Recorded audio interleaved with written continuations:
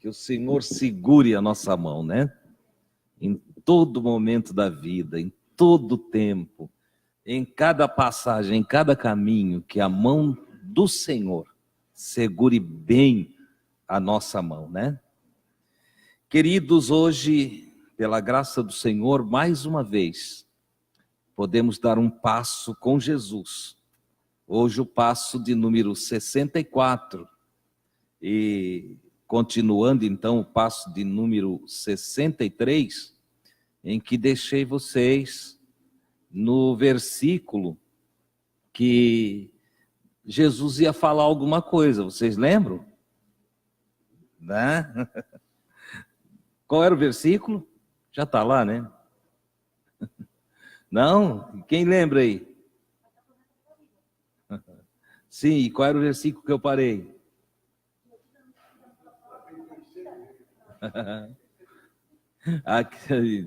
Ele erguendo a voz, disse, no último dia, né, o dia mais solene da festa, Jesus enche o pulmão de ar e diz: aquele que tem sede, vem a mim e beba. Olha que coisa maravilhosa. Eu parei e fiquei meditando nessa proposta de Jesus. Primeiro tem todo um quadro montado aqui, que é o quadro da festa dos tabernáculos, conhecido também como a festa das águas, né? E tinha todo um ritual, era algo assim bem bonito mesmo, trabalhado pelos sacerdotes judeus, né? E iam buscar a água lá no tanque de Betesda, traziam, derramavam em volta do altar, toda uma coisa bonita para essa festa. E a festa era conhecida também como a festa do Divino Espírito, isso eu falei para vocês no passo de número 63. Né? Acontece que tudo aquilo virou um ritual sem nenhuma manifestação do Espírito Santo. Virou ritual, aquele costume, era festa mesmo, entende? Todo mundo reunido. E nesse embalo as pessoas não percebem que falta o Espírito Santo. Como ocorre em muitos lugares hoje, é muita multidão, muita festa, é cantor convidado, é pregador convidado, e todo ele agora recebe, né? Tem que pagar para cantar, tem que pagar para ele pregar, tudo contrário ao propósito do Cristo, tudo contrário ao Evangelho, né? Que Jesus, quando envia os seus apóstolos, eles vão iniciar o processo da evangelização. Uma das primeiras recomendações de Jesus é: olha, vocês receberam de graça. Como eu disse, eu não cobrei nada de vocês, eu tenho dedicado meu tempo, meu amor, eu tenho me exercitado na piedade para convosco, e o que vocês receberam, assim como vocês receberam, vocês saem fazendo também. Não cobicem nada de ninguém, né? Mais tarde o Paulo vai escrever para os jovens ministros do Evangelho, e ele diz que o que ia ser separado para o presbitério, aquele que manifestasse maturidade, ele não deveria ser cobiçoso de torpe ganância.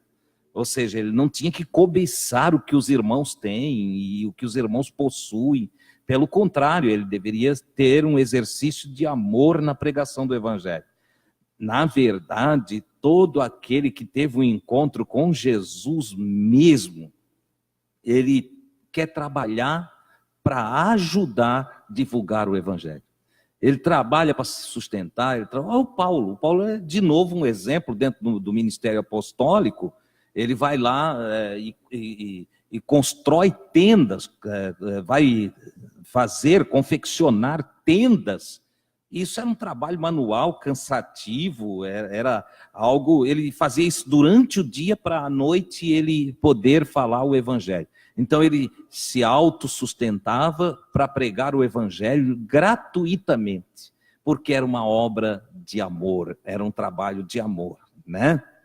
Graças a Deus. E Jesus também, ele tem isso.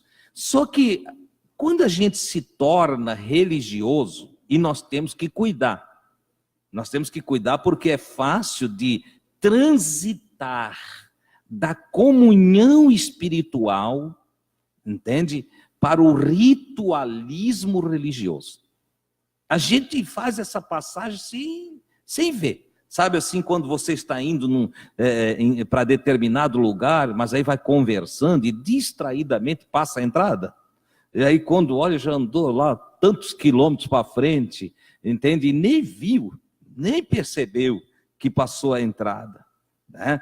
Assim é o trânsito entre a comunhão com Deus, a busca por Deus, o desejo de Deus, o encontro com Deus, a intimidade no espírito e a passagem para uma condição religiosa. É fácil. Os judeus, os hebreus, fizeram esse trânsito, eles tiveram várias experiências com Deus.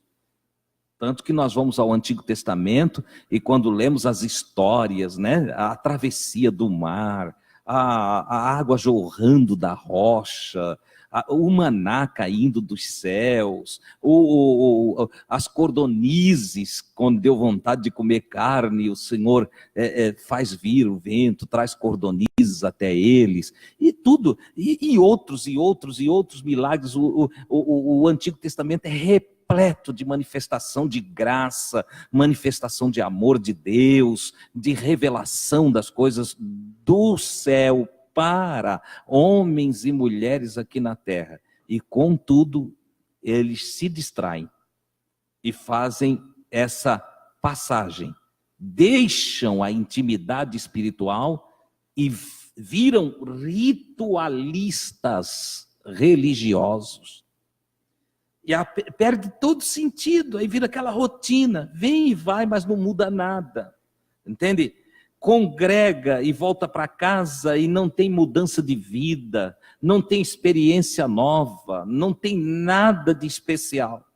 Nós precisamos cuidar disso. Aquela festa, aquele ano, como falei no passo 63, em que Jesus foi o assunto, comentário, a conversa dos que ali estavam, né? Ele foi o centro das atenções de gente boa e de gente má, de gente que lhe queria bem e gente que lhe queria mal.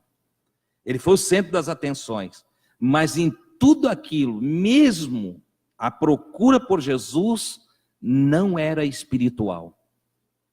Não era uma busca para conhecê-lo, para receber do que ele tinha, entende? Era uma busca religiosa. Será que ele veio? Quem está aí? Quem veio? Com que roupa veio? Trouxe oferta? Deu dízimo? Isso é religioso, entendeu? Será que está se consagrando? Será que o fulano, visse o cabelo, visse a rotina, entende? Religiosidade.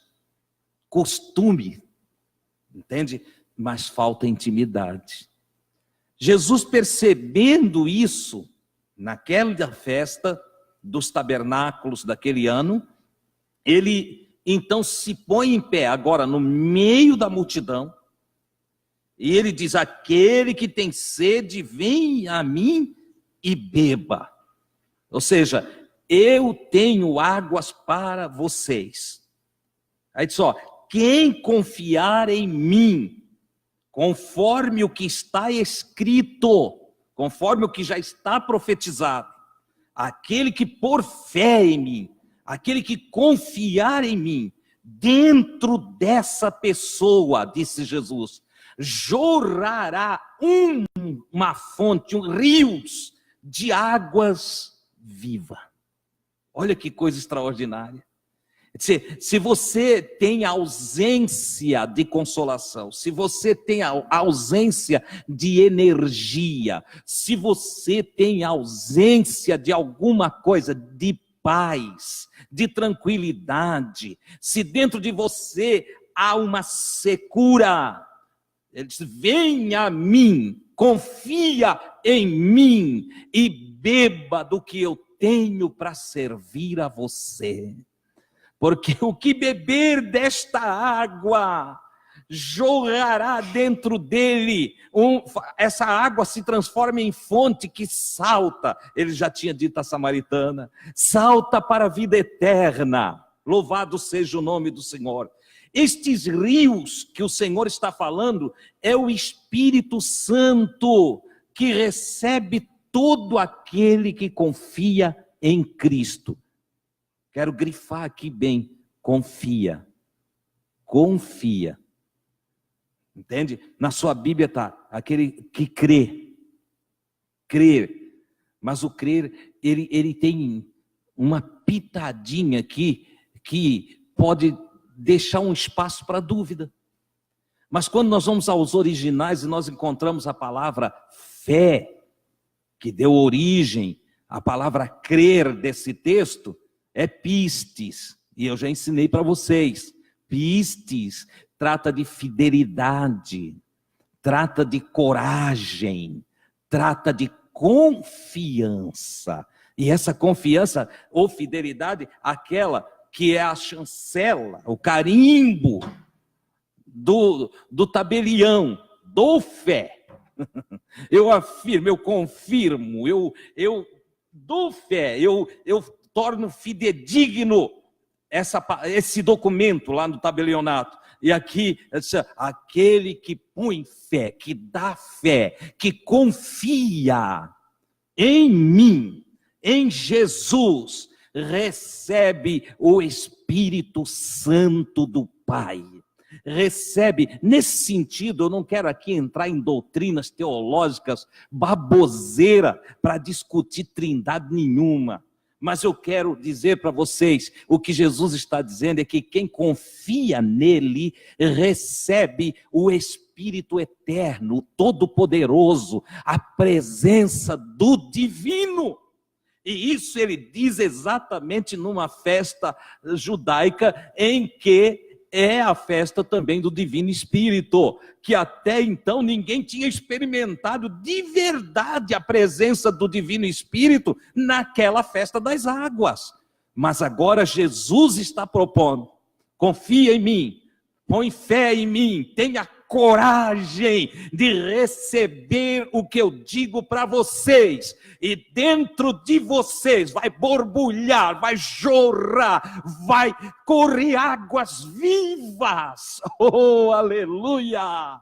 Vocês estarão cheios de energia, de poder, de graça. Poder aqui, irmãos, não é para aquele oba-oba. Não, aquela babuzeira de ficar rodando dentro de igreja não muda de vida. Entende? De sapateado, porque tem gente que não fez aula de sapateado lá nas escolas teatrais e vem para a igreja, faz do templo, do encontro para a comunhão dos irmãos, um lugar de aprendizado de sapateado. E olha que sapateio feio, né? Alguns não sabem sapatear não, e rodopiam, e caem. Não é isso não é poder? O que eu tenho visto de pessoinhas cair no poder e se levantar do mesmo jeito de quando caiu. Caiu fofoqueiro, levantou mais fofoqueiro ainda. Né? Caiu fazendo confusão e se levanta para mais confusão. Não é desse poder, isso aí não é poder. Poder que ele está falando aqui é o poder da fé. É o poder, o Espírito deve, se nós recebemos o Espírito de Deus, então devemos ser munidos de uma ousadia e de uma coragem para divulgar as palavras do Senhor. Aleluia! Afinal, Jesus diz, as palavras que eu vos falo são Espírito e vida. Olha que coisa extraordinária.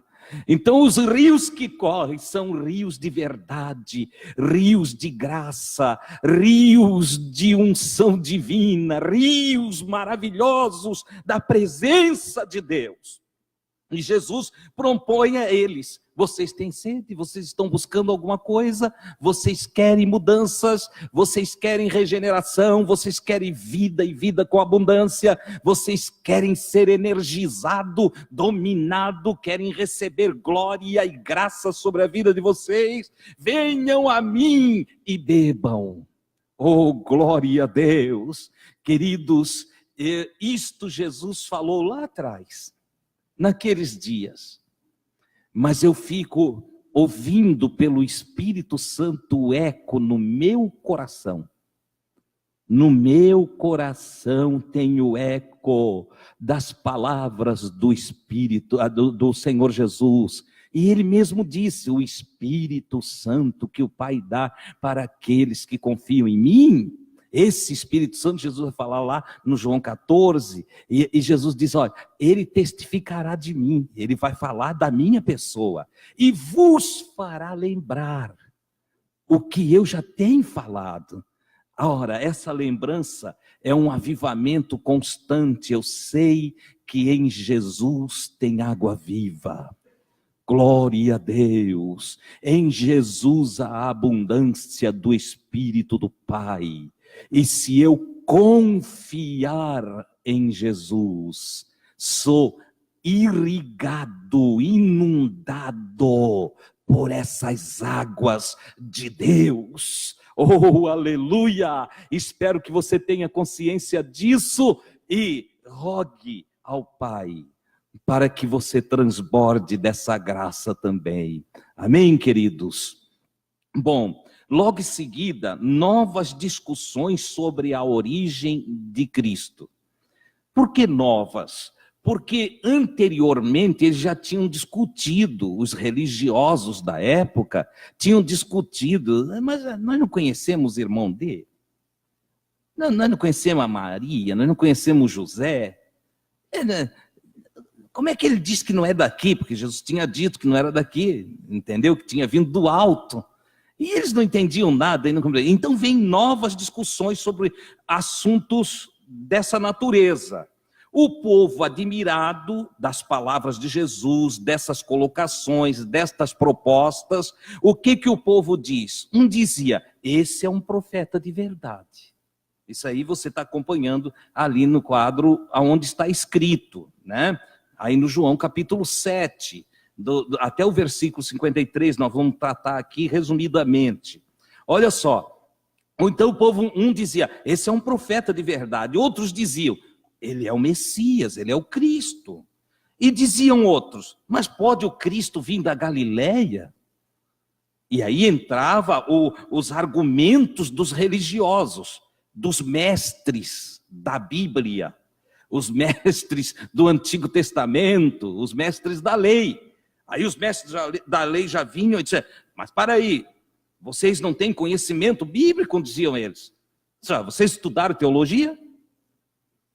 Vocês se aprofundaram nos estudos a respeito do Antigo Testamento? Vocês estudaram a Bíblia? Vocês não sabem que o Cristo deve vir da descendência de Davi e ele deve nascer em Belém? Como que esse aí pode ser o Cristo se ele é de Nazaré? Eles não sabiam, não tinham a informação de que Jesus nasceu em Belém de Judá e que era sim, em sua linhagem tinha os descendentes de Davi. Olha só, eles não entendiam isso. E então, usando de todas essas argumentações de seus estudos, eles ficam questionando o povo. E acabou que o povo ficou dividido. O povo ficou dividido. Uns criam, outros não criam. Uns concordavam que era ele, o Cristo, outros não concordavam. E os religiosos, os líderes religiosos, conseguiram trazer uma divisão para o povo. Irmãos, isso é até hoje assim. Os povos estão divididos por bobagem. Eles não tiveram, a maioria das pessoas não parou ainda para ver que a gente converge mais do que diverge. Entendeu? Mas aí tem igreja que ela existe Tem congregação que existe simplesmente pelo fato de ter um cabelo tudo cortado como soldado. Aí ele não consegue se unir a nós porque nós não cortamos o cabelo como soldado. Entendeu? Tem outra igreja que existe porque as irmãs todas têm que usar vestido. Pronto, vestido. Entendeu? Se não usa vestido, então não pode. E aí eles não congregam conosco porque tem irmãs que não usam vestido. Olha o que divide as pessoas. As pessoas deviam estar sendo instruídas a amar umas às outras. As pessoas deviam estar sendo instruídas a olhar para o Pai do céu através de seu Filho, Jesus. Mas não é. As pessoas se dividem por causa de líderes religiosos que discutem pormenores daquilo que é a matéria dos teólogos. Entendeu? Não, nós vamos adorar aqui porque aqui é mais parecido com Jesus. E outros, não, nós vamos adorar lá porque está mais parecido com o templo de Salomão.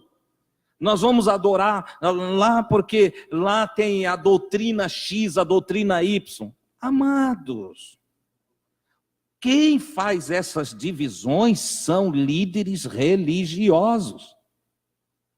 E nós precisamos ter cuidado, porque aonde se apresenta um líder religioso, dificilmente o evangelho está em primeiro lugar. É por isso que quando cheguei nessa casa, eu disse para todos vocês e para aqueles que aqui já congregaram conosco, que o irmão Adilson é vosso irmão. O irmão Adilson não está acima de vocês, o irmão Adilson não tem autoridade sobre a vida de vocês, o irmão Adilson não é mais do que vocês, o irmão Adilson é um irmão de vocês, um filho da família de Deus, que pelo Pai orientado, reparte do que aprende para cada um levar para casa e decidir se aplica a sua vida ou não, porque até mesmo Jesus não dominou ninguém, pelo contrário. Jesus, ele disse que ele veio para libertar as pessoas. E ele vai mais longe, ele diz, se o Filho do Homem vos libertar, verdadeiramente sereis livres. Diga onde está a liberdade de um membro de igreja, irmão, que tem que pedir licença para ir visitar o pai e a mãe. Onde é que está a liberdade de um membro que tem que avisar não sei para quem, para ele poder ir ali na outra cidade? Ou pedir licença para visitar outra congregação? Que liberdade é essa? Onde é que está a liberdade de uma pessoa que não pode expressar dentro de uma comunidade a sua visão diferente? Onde está a liberdade? Se eu quero que todos vocês pensem como eu penso, cadê a liberdade? A liberdade de pensamento, a liberdade de expressão. Ah, mas ele veio libertar do pecado. Pecado, irmão, nada mais é do que errar o alvo. Então, nós podemos dizer assim, ele veio libertar dos erros de alvo. E você sabe que erro de alvo é o erro do que eu olho. Não é assim? O alvo está lá, eu errei o alvo porque, entende? É um erro do olhar, da perspectiva, do entendimento, da visão. Olha só. E Jesus, então, ele veio, na verdade, nos libertar de toda sorte de erro que não atinge o alvo. Quando, nas minhas argumentações e no processo do meu entendimento, eu não consigo te amar por qualquer coisa, eu errei o alvo. Quando eu de alguma forma, quero te aprisionar e te fazer refém das minhas ideias, eu estou errando o alvo. E nesse sentido, então, eu estou pecando. Ora, Jesus transmitia as verdades do Pai, e por isso ele afirma, como nós vimos no passo 62, Ele disse: as palavras que eu trago para vocês, a mensagem que eu passo para vocês, não são minhas. Elas são palavras daquele que me enviou. Eu não busco a minha glória. Eu não busco que ninguém fique me aplaudindo, ou que alguém fique achando que eu falo bonito. Não, Jesus dizia. Eu busco a glória do meu Pai. E como é que a glória do Pai se estabelece?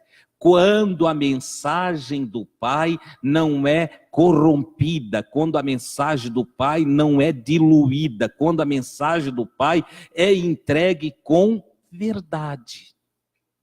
O profeta Jeremias, ele já tinha anunciado lá atrás, no Antigo Testamento, através da mensagem profética, ele disse: olha, aquele em quem está a minha palavra, diz o Senhor, fale a minha palavra com verdade. Não misture, não dilua, não faça errado. Mas os líderes religiosos sempre tendem a defender seu partido, sua ideologia. E é muito comum, quando o sujeito se acha poderoso dentro da religião, ele fazer os conchavos entre a religião e a política. Essa gente aqui, esses sacerdotes do tempo de Jesus, eram homens corrompidos, eles tinham perdido o espírito, eram politiqueiros. Você sabia disso? Eles tinham conchavo com Herodes, tinham conchavo com Pilatos, tinham acordo com César. E eles faziam de tudo, eram mentirosos, falsos, mas ostentavam, né, toda a indumentária do sacerdócio. Por isso que diz, olha, quem vê cara não vê coração. E quanta gente que se engana, né?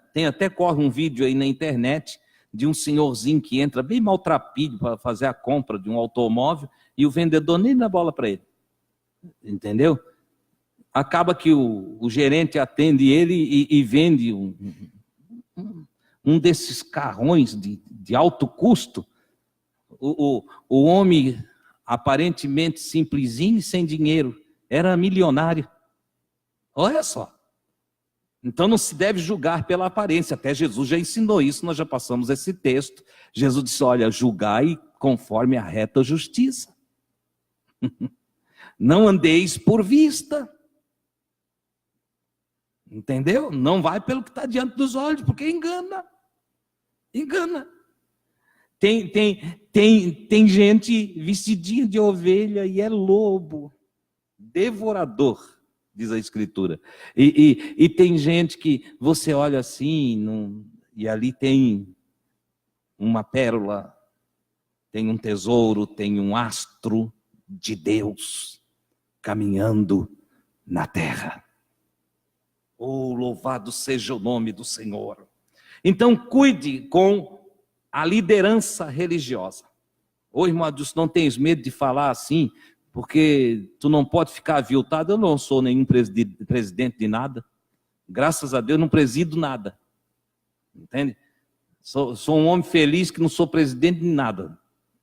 Mas tu não é o presidente da casa dos amigos? Não.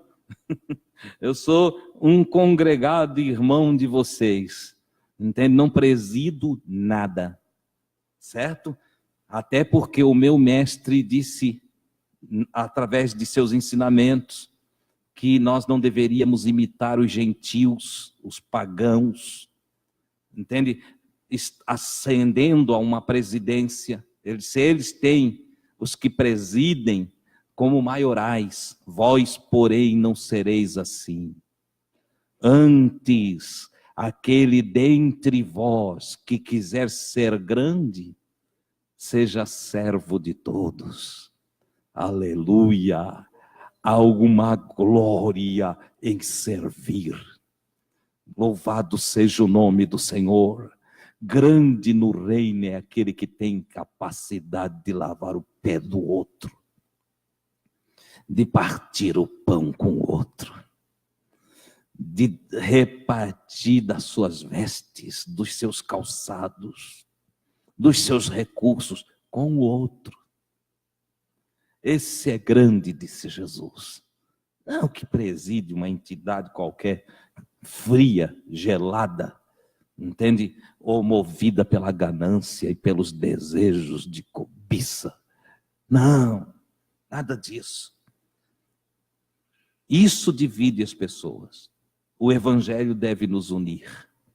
O Evangelho, colocado em prática como ele faz se assentar na mesma roda de convivência, católicos, espíritas, macumbeiros, e tantos outros, entende? Ateus. O Evangelho não divide, o Evangelho, ele faz com que se junte. Ah, mas aí um ali ficou ruim porque não gostou, mas aí é ele. Se você tem Evangelho, você está bem. Não é assim? Glória a Deus. Coisa maravilhosa. O povo ficou dividido com essa discussão bíblica de não é, de vem de Belém, de vem de Nazaré, e ficou totalmente uma divisão entre o povo. E vai ser sempre assim. Quando nós formos para as discussões, vai acabar em divisão. Jesus não nos chamou para discutirmos uns com os outros. Jesus nos chamou para nos amarmos, para nos ajudarmos, para nos ampararmos uns aos outros, para fazer o bem um para o outro. O nosso chamado não é para discussão tola, não é para discussão de coisa nenhuma. O nosso chamado é para unidade, é para comunhão, entende? Ah, irmão Adilson, nós fomos orar no monte, mas o obreiro fulano, o obreiro ciclano não foi. O que tu tem com isso? Ele falou, não foi porque não quis, ele não é livre. Porque tem gente que é interessante, ele acha que porque orou meia hora ele está gigante, né? Ele está gigantão, porque orou meia hora, agora ele é o crentão. Né? Aí ele fica murmurando do que não orou. O que não orou está lá dando graças a Deus. Não foi para oração e ele ficou dando graças a Deus. Ô Senhor, como tu é bom. O outro murmurando, o que valeu a oração dele? Valeu de nada. Então nós precisamos aprender a servir Jesus. Servir Jesus é nos mantermos equilibrados, não falando mal um dos outros, não fazendo discussões, contenda entre irmãos, não dividir. Isso é servir Jesus. Oh, louvado seja o nome do Senhor. Os religiosos novamente queriam prendê-lo nesse dia. Nesse momento, depois dessa discussão, os religiosos queriam prendê-lo. Mas ninguém conseguia colocar-lhe as mãos. Entenda, ele está no pátio do templo.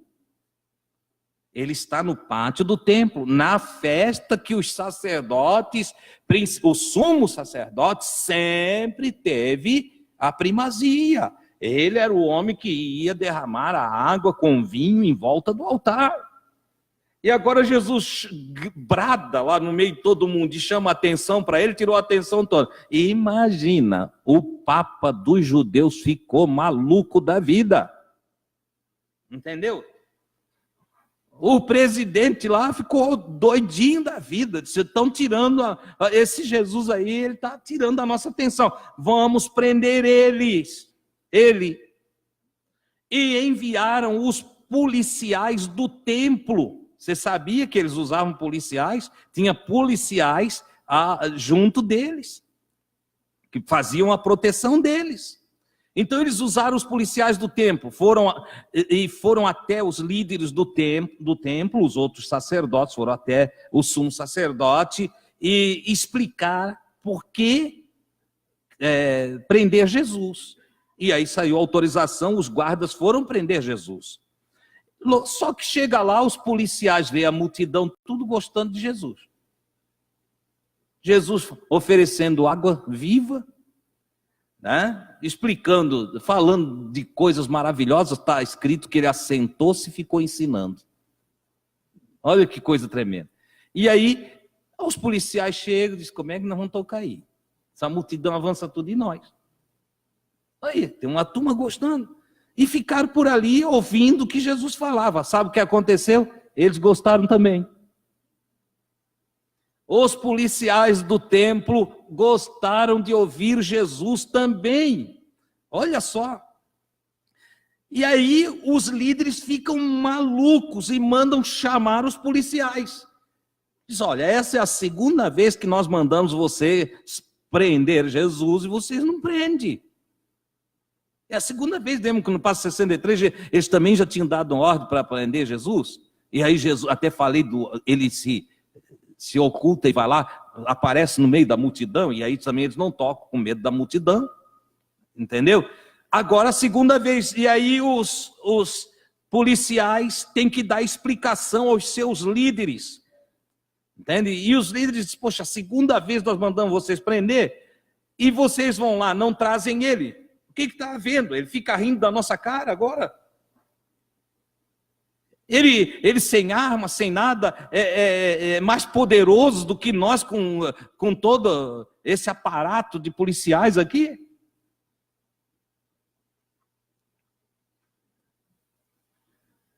Por que vocês não conseguem prender? A polícia sempre esteve subordinada à política e à religião, aos interesses da política e da religião. Nunca se iludam, tá? A polícia sempre ela está. A religião, irmãos, é algo incrível, porque ela se mistura e se infiltra em tudo quanto é área. Entendeu? E tem dominado em várias nações, né? Em algumas nações é mais forte, em outras menos, mas em todas a política e a religião estão ali. E os aparatos do Estado acabam servindo tanto aos políticos quanto aos religiosos. Veja que é desde o tempo de Jesus.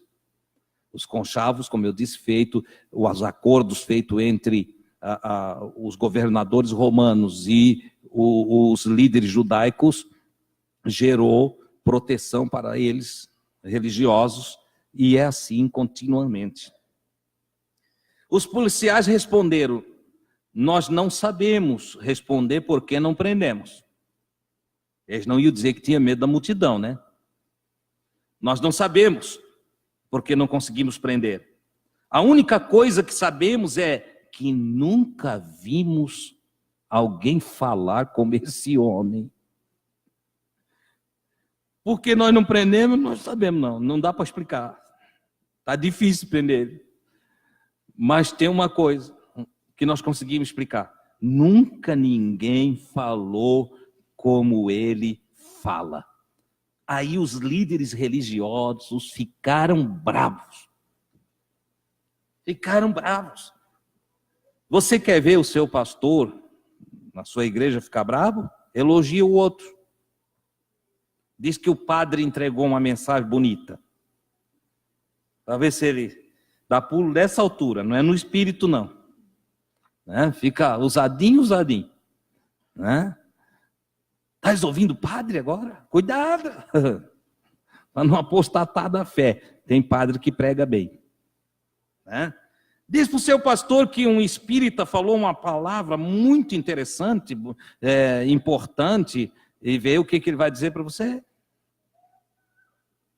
Vê a encrenca que você arruma. Os policiais vão falar para os sacerdotes que Jesus, olha, tem uma palavra nota 1000. Nunca ninguém falou como esse homem. Quer dizer que nós aqui não falamos como esse homem? Nós não. Olha só o que pegou para o lado deles. Entende? Eles desclassificaram.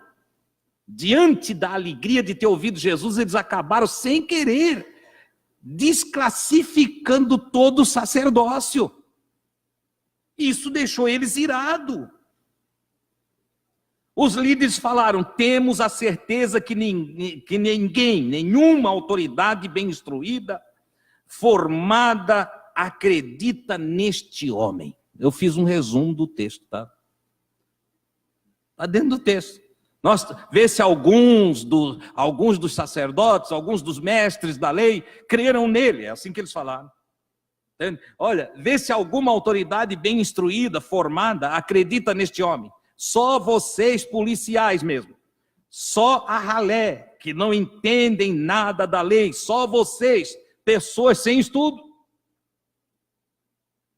Só o povão que vai acreditar nele. Simples. Pessoas sem instrução, sem conhecimento teológico. É a argumentação. Não é assim hoje também? Olha, tem um homem ensinando ali, olha, é maravilhoso. A gente sai de lá com a alma repleta de satisfação, consolado, aliviado, refletindo, iluminado para viver o dia seguinte. Olha, mas ele tem curso teológico? Não. Ah, então cuidem. Cuida. Ele já tinha dito de Jesus, aonde que isso aprendeu? Da onde é que veio desse conhecimento aí? Os próprios sacerdotes. Com que ele aprendeu letras? Como que ele aprendeu a ler? Como que ele sabe essas coisas? Não sabiam eles que estava ali a fonte da sabedoria. Aleluia! Mais tarde Paulo escreve desse mesmo Jesus, o Paulo que um dia foi contra ele também, mais tarde escreve disso, oh tesouro, oh profundidade do conhecimento e da sabedoria de Deus, nele estão guardados todos os tesouros, os mistérios da divindade. Aleluia! Louvado seja o nome do Senhor. Ele não precisa ir para a escola. Ele é o autor de todo ensino. É a fonte da própria sabedoria. É a sabedoria em carne. Louvado seja o nome do Senhor. Mas aí eles não entendem, porque não foi para a escola deles. Porque não tem um certificado de conclusão da escola deles. Aí eles não entendem, eles não recebem, não querem. Pode estar cheio do Espírito, mas não serve, porque não está cheio de puxação, não está cheio de bajulação, porque não está entregue ao querer do homem, porque está mergulhado na presença do Altíssimo e comprometido com verdade. Aleluia! Louvado seja o nome do Senhor. Então ele diz, olha, vê se eles têm conhecimento teológico. Os líderes do templo falaram isso, e para grande surpresa de todos os líderes do templo,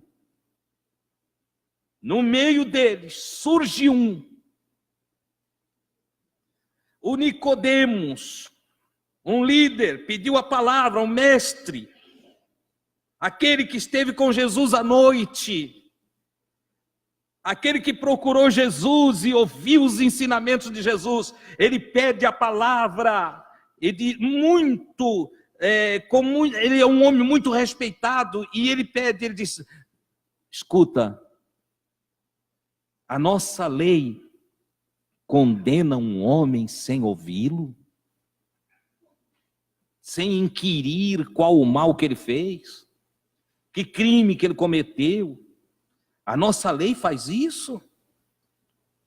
Eles ficaram agora bravos com o próprio companheiro de Sinédrio. Olham para Nicodemos assustados, que não esperavam essa. Eles estavam dizendo que só o povão é que ouvia Jesus, só policial sem instrução, só gente sem teologia, entendeu? Só gente que não foi para a escola, e de repente igualzinho eles. Você dá licença? Estão fazendo certo? Nós estamos fazendo certo? A nossa lei diz que é para nós fazer assim? Assustados, os líderes do templo e os fariseus disseram, você também, Nicodemos? Até você também é galileu? Você também vem da Galileia?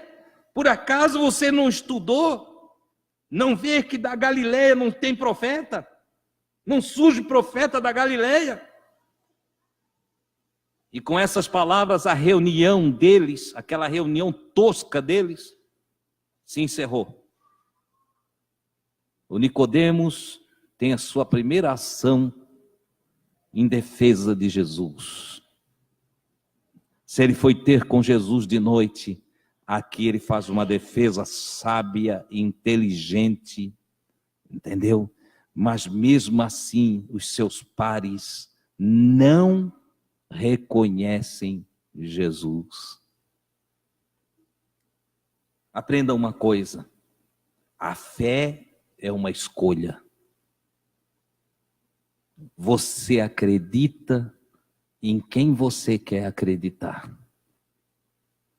É uma escolha. E você não dá crédito a quem você não quer dar crédito.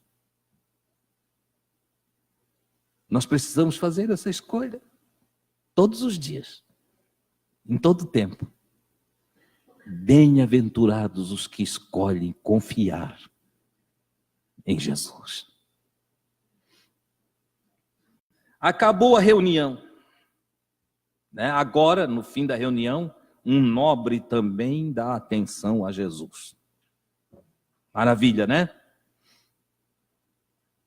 Jesus retirou-se. Nós agora temos aí o episódio da mulher adúltera, da mulher pecadora.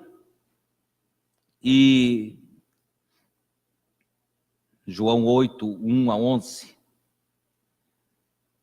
Acaba aquela reunião, isso aqui, essa divisão aí por capítulo, não deveria ser assim, não deveria estar ali. Porque isso aqui é um episódio que está continuando, e quando a gente vai por capítulos, parece que a coisa acabou de um jeito e começa de outro. Mas não é, é uma continuação. O capítulo só está ali para localização. E foi inserido, claro, vocês sabem, depois. Isso não tem capítulos e versículos nos originais, né? Não existe. É uma continuação. É um relato contínuo.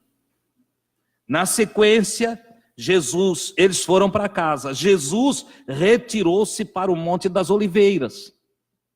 Ele sobe lá para o Monte das Oliveiras, aonde ele costumava se retirar para meditação.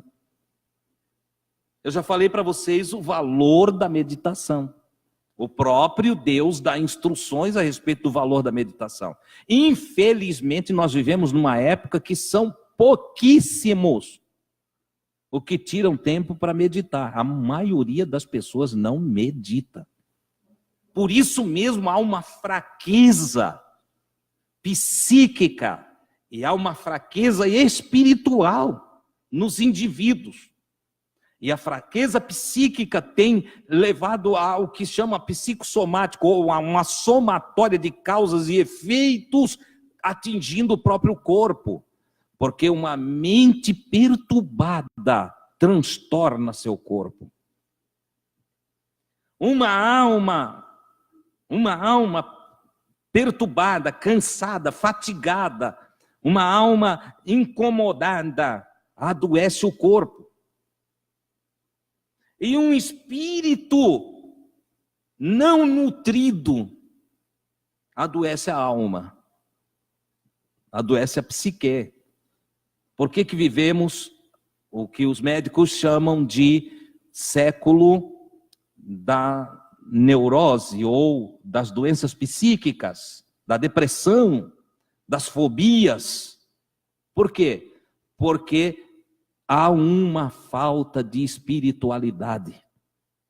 Os seres humanos estão buscando pouco a Deus. Os seres humanos estão cada dia mais materialistas e menos espirituais. É raro quem faça a oração do Pai Nosso com total consciência do que ela significa. Oram pedindo o pão, pensando que é o pãozinho francês da padaria. Entendeu? Não, estamos falando de nutrição que envolve espírito, alma e corpo. Jesus era um homem de meditação. Ele mesmo, através do Pai, é instrutor da meditação. Quando ele quis fortalecer Josué para pegar o lugar de Moisés, Deus instruiu Josué. E ele disse: medita no livro desta lei de dia e de noite. Tenha meditação a respeito da lei. Então prudentemente te conduzirás e serás bem-sucedido. Não há sucesso para o homem que anda num embalo, entende? Porque sucesso envolve muito mais do que o acúmulo de patrimônio. Tem gente que tem grande patrimônio e está morrendo. Aqui tivemos um grande empresário da construção civil, um homem famoso na nossa região, que se suicidou com toda a riqueza que possuía, com toda a fama, com todo o nome, se suicidou. O que houve? No embalo da vida material, não nutriu o seu espírito e a sua alma. Certo? Ora, Jesus nutria-se. Jesus não era do tipo que andava e não cuidava de si. Jesus não fazia obra. Eu encontro até pastores que, irmão, a obra não é fácil, estou esgotado, a obra. Sim. Ele não está fazendo a obra do Senhor, ele está fazendo a obra dos homens. Que obra que esgota não é do Senhor. Concorda? Irmão, não é fácil pregar o evangelho. Irmão, a pregação do evangelho é luta. O evangelho... Sim. Ele não sabe o que é evangelho. Evangelho é boas novas. Evangelho é boas novas. Anunciar as boas novas é coisa maravilhosa. É prazerosa.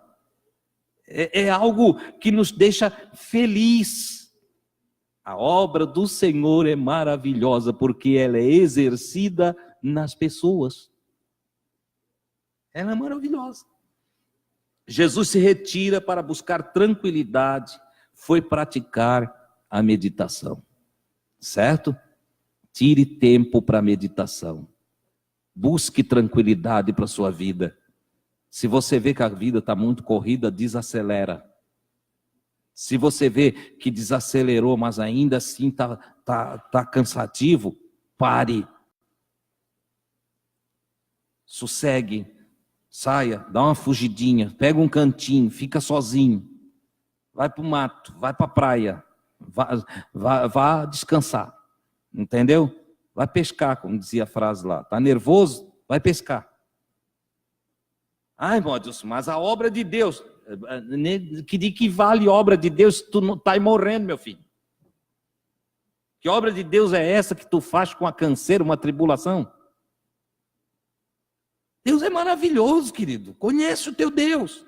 Qual é a frase que nós temos ali? Quando colocamos no início da reunião? O povo que conhece o seu Deus? Olha aí, se tornará forte e ativo. Entendeu? Se não conhecer o seu Deus, a coisa fica difícil, vai enfraquecer. Então, Jesus saía desses momentos de impacto, desses momentos de guerra com esses indivíduos. O que ele fazia? Se retirava, ia buscar tranquilidade, ia meditar. No dia seguinte, bem cedo, ele já se achava no templo. E o povo vinha a eles, e ele se assentando, ensinava o povo.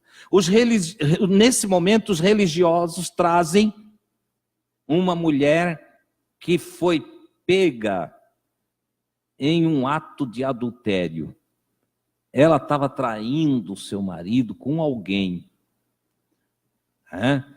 E pegaram, não sei se já estavam espiando ela, se já conheciam a vida dela, mas eles queriam fazer uma pegadinha com Jesus. Jesus é amor. Vamos ver como é que ele vai fazer agora, porque ele, cheio de amor, é capaz de contrariar a lei. E se ele contrariar a lei, nós temos um motivo para prendê-lo.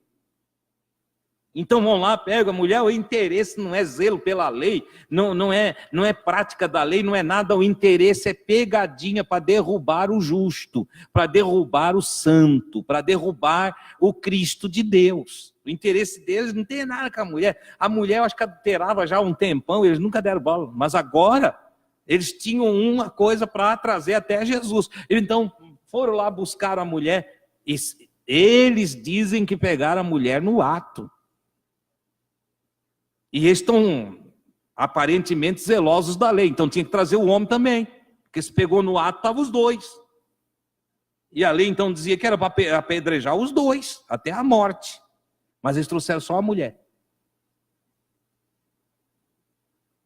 Os supostos bonzinhos, aqueles legalistas, sabe aqueles crentes radicais, que só fica cuidando da vida dos outros, eles têm um espírito de ventilador, giram para lá e para cá o tempo todo, só vendo o que os outros fazem, o que bebe, o que come, onde foram, o que estão fazendo. Tem crente que parece que foi contratado para ser vigilante dos crentes.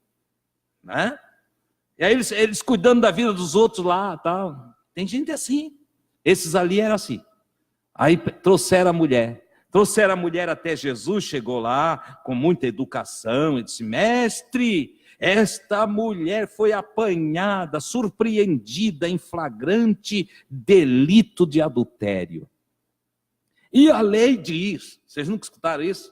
O nosso estatuto diz, o regimento da nossa igreja diz, e a lei diz, os legalistas, a lei diz, eles não sabem o que é amar, eles não sabem o que é perdoar, eles não sabem o que é abraçar, eles não sabem o que é ter piedade, eles não sabem o que é exercício misericordioso, eles não sabem nada de Deus, mas eles sabem tudo de religião, eles sabem tudo de legalismo, de ritualismo, eles sabem tudo de radicalismo, eles sabem.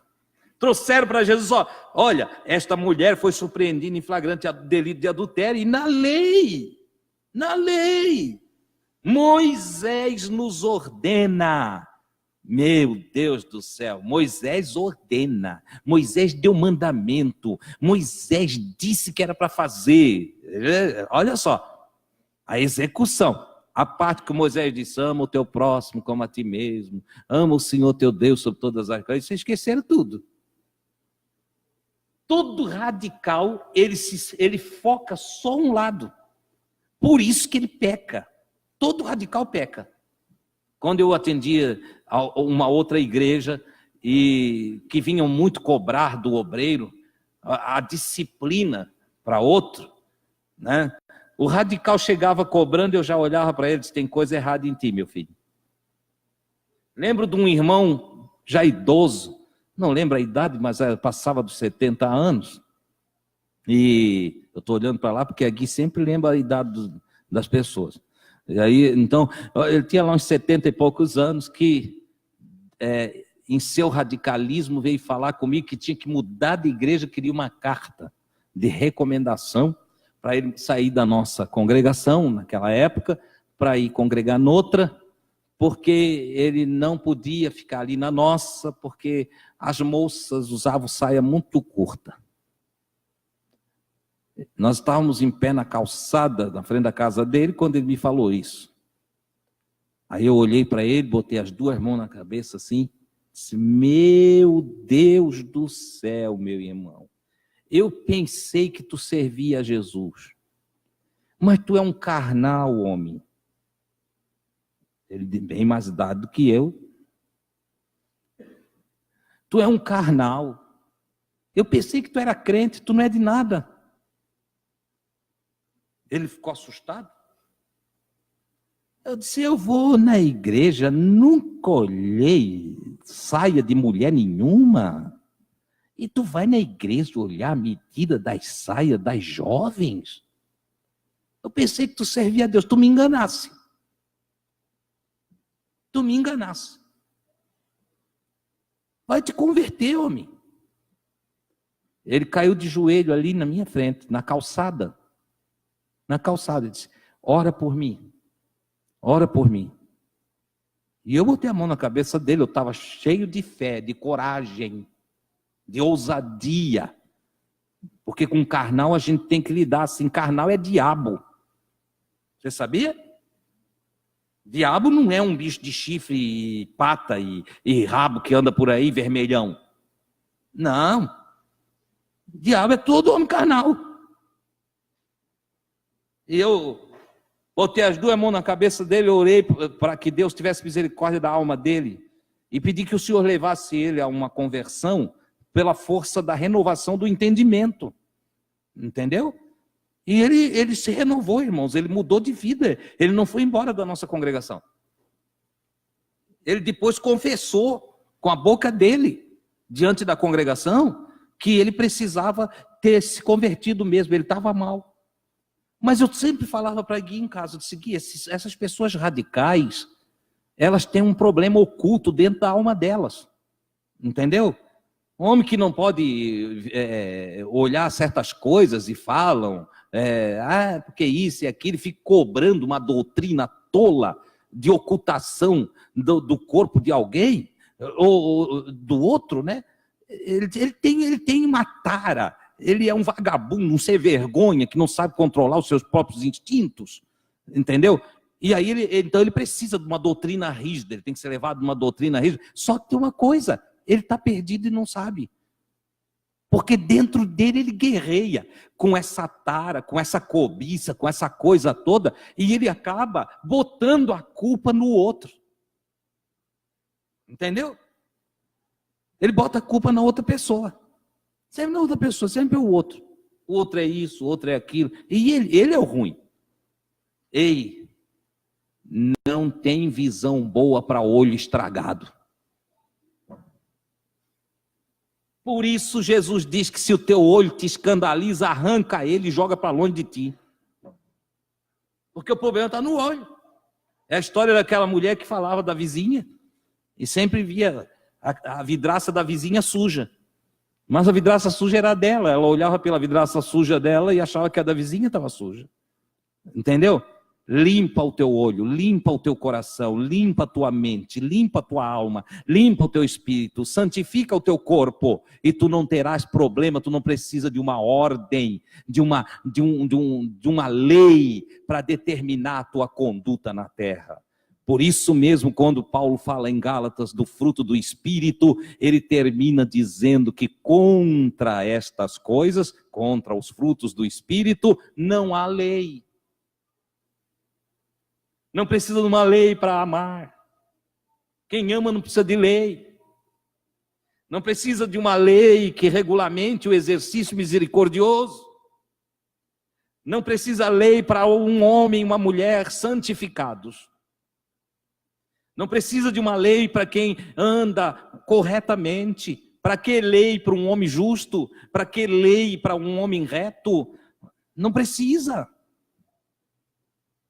Por isso somos chamados à graça de Deus. Jesus disse, bom. Primeiro ele ficou ali, engolindo aquele sapo, né? Daquela turma ali. Gíria popular catarinense, né? Engolindo sapo. Escutando o que não quer escutar. Ficou Jesus ali aturando aquele blá blá blá daquele. Que religioso assim, é chato de ouvir, né, irmão? Meu Deus, eu tenho visitado umas igrejas por aí, dá vontade de sair correndo. Eu fico por respeito às pessoas que estão ali. Ai, fui convidado outro dia para pregar num lugar aí. Eu não vi a hora daquele encontro acabar. Antes de passar para a pregação, mas 10 hinos, entende? 30 profecia, né? E mais um quilo de palavra e de bajulação e de pedido de dinheiro. Aí, quando 10 horas da noite, nós vamos passar para a parte mais importante. A parte mais importante, acabar o culto. Né? Eles chamam da parte mais importante para a palavra, não dão espaço para a palavra. Essa turma aqui ficou ali, Jesus, ela adulterou, Jesus, ela foi pega no ato, a lei diz, o nosso regulamento diz, o nosso líder mandou, o nosso pastor falou, porque o nosso pastor nos ensinou assim, tudo para Jesus isso aí, Jesus aturando ali. Jesus ficou lá, se agachou, começou a escrever na areia, porque ele estava no pátio do templo. Então ele começou a escrever com o dedo na areia, não sei também o que ele escrevia, entendeu? Não dá, o evangelista não... Que pena. Que o evangelista ou não leu, ou não lembrou o que ele estava escrevendo. Mas também depende. Podia estar escrevendo pecados, né? Entende? Ladrão. cobiçoso. Ele podia estar escrevendo vários nomes de pecado no chão, podia. Entendeu? Ele também podia ter escrito assim: quantos de vocês já andaram com ela? Dá para imaginar o que quiser. Ou então ele só escreveu: ama o teu próximo como a ti mesmo. Não sei. Que pena que a gente não sabe. O fato é que eles insistiam tanto que de repente Jesus se levanta, olha para eles, e eles esperando o que queria dizer, que eles queriam que ele perdoasse ela, que daí eles iam prendê-lo e acusá-lo de que ele estava contrariando Moisés. Mas Jesus vai lá e executa a lei. Ele disse: não, vamos executar a lei. Moisés mandou.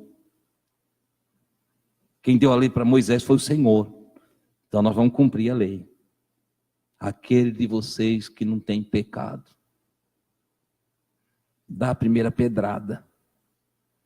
Aquele de vocês que nunca errou, nunca pecou, nunca falhou, dá a primeira pedrada aí. E se abaixou de novo. Estou escrevendo. O escritor diz que, a começar pelos mais velhos, o mais velho que estava lá, uma barba comprida, cabelo comprido, grisalho, ou todo branco como eu, pegou a pedra, já largou por ali mesmo e foi saindo de fininho, pelo meio dos outros. O outro lado dele também, o outro também, foram tudo embora. Foram todos embora, porque ninguém teve coragem de dar uma pedrada. A palavra de Jesus pegou eles.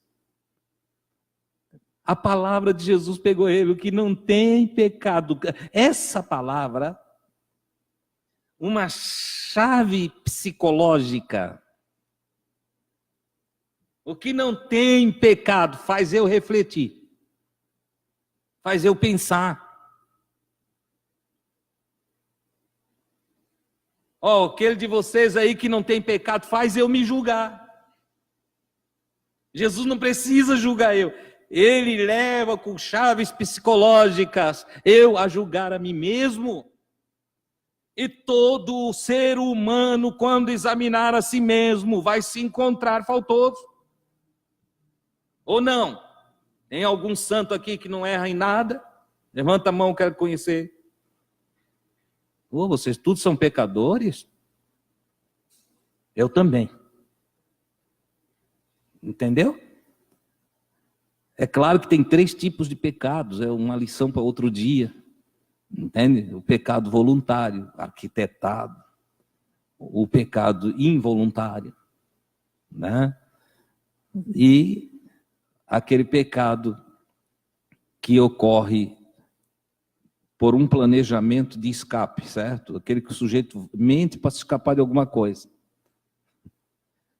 Temos nomezinhos hebraico aí, não é para hoje. Vamos lá, Jesus disse: o que não tem pecado, ele bota a chavezinha lá na alma do indivíduo, lá na psique dele, e gira a chavezinha, assim, uma luzinha que clareia todo o interior do indivíduo, e o indivíduo diz: eu tenho, não posso tirar a pedra. Saiu. O outro: eu tenho também, não pode, não pode. Ninguém apedrejou a mulher, não apedrejando a mulher, Jesus se ergue. Olha em volta, não tem mais ninguém, ele olha para a mulher e diz: mulher, onde estão os teus acusadores? Ninguém te condenou? E a mulher, humildemente, arrasada, quebrada, fragilizada, envergonhada, ela diz: não, Senhor, ninguém me condenou. Então Jesus, olhando toda a fragilidade da mulher, trêmula, medrosa, sabe aquela pessoinha que está num estado que diz: eu não presto para nada, ninguém me quer bem, ninguém quer cuidar de mim, ninguém que vai olhar para mim daqui para frente. Jesus está olhando, Jesus está interessado, Jesus tem remédio, Jesus tem bênção, Jesus tem palavras de vida. Aleluia! Ele olha para a mulher e diz: eu também não te condeno. Vá, e de agora em diante. Ela não ouviu a palavra pecado com a conotação que nós temos. Ela ouviu assim: de agora em diante, não erres mais o alvo. Não erre mais o alvo. Eu já vi irmão pregando isso aí. Jesus olhou para ela: agora tu não erra mais o alvo, não peca mais, hein? Jesus não fez isso, Jesus não é assim. Jesus só amenizou a dor da mulher, trouxe consolo àquele coração triste, trouxe força, energia para aquela alma abatida. Ele põe de pé uma mulher que poderia estar morta. E ele aponta novas oportunidades, nova trajetória, nova vida. Eu também não te condeno. Vai, não erres mais o alvo. E esse não erres mais o alvo não é por um interesse de Jesus, certo? O não erres mais o alvo é um interesse da própria mulher, para não acontecer de novo, para ela não ser levada à vergonha novamente, para ela não ser apedrejada, para ela não ser levada a um tribunal sem misericórdia. Isso é o que Jesus diz para nós: acerte, corrija, faça o que é direito, pratique a justiça, faça as coisas certinho. O bem é para ti mesmo. Se tivéssemos uma placa da qual fizéssemos defesa, então poderia ser que qualquer tipo de exigência visasse defender a própria placa. Olha, não erre para não fazer vergonha, não aviltar os amigos de Jesus. Ninguém avilta os amigos de Jesus. Olha, tome cuidado para não escandalizar a congregação dos amigos de Jesus. Ninguém escandaliza a congregação dos amigos de Jesus. Temos que cuidar por nós mesmos. Os meus erros trazem consequências para mim. Os meus equívocos trazem dores para mim. As minhas faltas me fazem sofrer. Os meus passos errados me levam a caminhos ruins. E o sábio já disse: há caminhos que são caminhos de morte. Não necessariamente a morte física, mas há caminhos que matam a amizade, há caminhos que matam o casamento, há caminhos que matam a comunhão com Deus, há caminhos que destroem a alegria, há caminhos que aniquilam o prazer do indivíduo, há caminhos que matam tantas partes de nós, que aniquilam no campo psíquico o nosso mundo, obstrui o fluxo da vida. Então não é uma questão de defesa congregacional, é uma questão de vida individual. Vai e não erres mais. Amém? Mais um passo com Jesus, com conselhos para uma vida abençoada. Queiram estar em pé.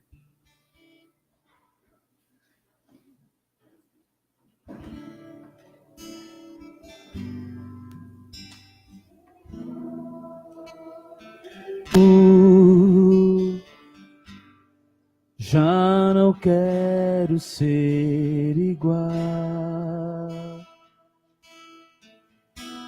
Renova-me, Senhor Jesus, põe em mim teu coração, porque tudo que há dentro de mim necessita ser mudado, Senhor, porque tudo que há dentro do meu coração necessita mais de ti. Nós vamos orar por nós. Vou orar por vocês. Peço que vocês orem por mim também. E nesta oração também quero orar pela Renata e peço que vocês me ajudem a orar pela Renata, sobrinha da irmã Ângela. Ela passou por uma cirurgia. Também vamos orar pelo Cauã, filho da irmã Elizabeth, para Deus realizar uma restauração, uma renovação no Cauã, na sua vida. E ore por quem está perto de você também. Olhe para a pessoa que está aí perto, se você sabe o nome. Ore por ele e por ela. Fale com Deus agora. Oh, Pai maravilhoso, Deus bendito, oh, fonte de todo bem, de toda dádiva, de todo dom perfeito, nós te adoramos nesta oportunidade. A ti a glória, a ti seja o louvor, a honra de eternidade a eternidade. Aleluia! Tu és o nosso Deus, o nosso coração está cheio de amor por ti, Senhor, pois o teu amor nos constrange a te amar. Tu tens nos amado de tal maneira que agora, amados por ti, nós te amamos também. Aleluia! O teu amor é perfeito, o nosso é imperfeito, mas o teu amor, Senhor, é uma dádiva, é uma graça. O teu amor, Senhor, nos alcançou quando cada um de nós éramos ainda pecadores, inveterados, Senhor, por caminhos errados. Nós, Senhor, sem nenhuma ideia da tua graça, da tua bondade, do teu ser, ainda assim tu nos amastes. Por isso agora nós te amamos, porque tu nos amou primeiro. O nosso amor imperfeito se une ao teu amor perfeito, e algo maravilhoso tu tens realizado na nossa vida. Tu tens nos dado pedaços de ti, porções de ti, e por que não dizer, tens entrado inteiramente em nosso ser, e tens nos mudado, nos transformado, nos ajudado, nos limpado, nos aperfeiçoado, nos abençoado. Não há Deus como nosso Deus. Aleluia! Ao nosso Deus seja a glória. Louvado seja para todo sempre. Oh, aleluia!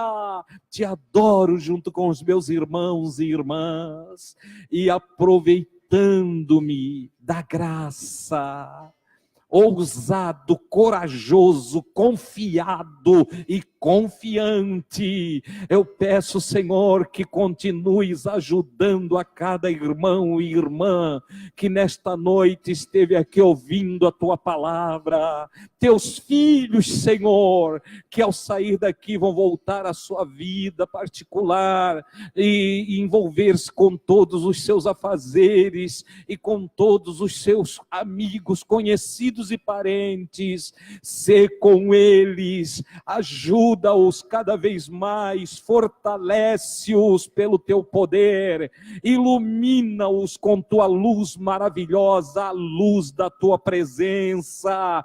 Abre-lhes o entendimento e dá a cada um ciência e sabedoria do céu para uma vida, Senhor, bem-sucedida, conduzida em prudência, conduzida em temperança, na prática de toda a bondade, de toda a longanimidade. Oh, aleluia! Que teus filhos brilhem para a glória do teu nome, meu Senhor.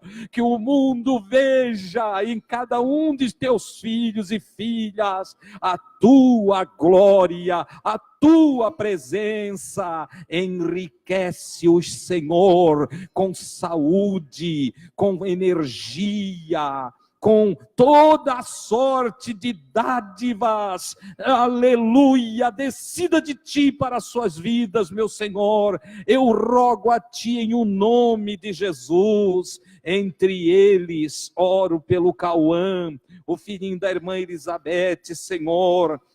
Concede ao Cauã a tua graça, a tua ajuda, meu Pai, que de algum modo ele possa ter um encontro maravilhoso contigo. Querido Senhor, oro também pela Renata, que está se recuperando de uma cirurgia. Que a tua bondade, as tuas misericórdias e a tua mão maravilhosa estejam estendidas sobre a tua filha e que ela tenha recuperação abençoada.